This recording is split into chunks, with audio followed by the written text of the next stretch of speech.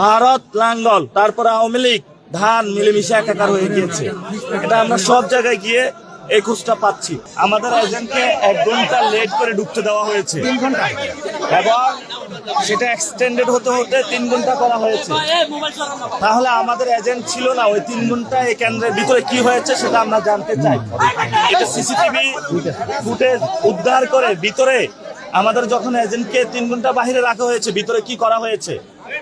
এবং আমি এজেন্টের সাথে কথা বলেছি, উনি যেটা জানিয়েছেন আমাকে, যে ওনাকে প্রশাসনের লোক চেকিং করে নাই, চেকিং করেছে দলীয় গুন্ডা সন্ত্রাসীরা, মির্জা আব্বাসের লোক।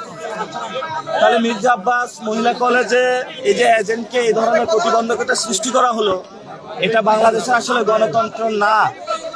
বিএনপির একজন স্ট্যান্ডিং কমিটির সদস্য হয়ে তার এলাকায় তার নামে কলেজ, যেখানে গণতন্ত্রকে হত্যা করার প্রচেষ্টা চালানো হচ্ছে, এই ধরনের কাজগুলো অগ্রহণযোগ্য বাংলাদেশে 2026 সালে।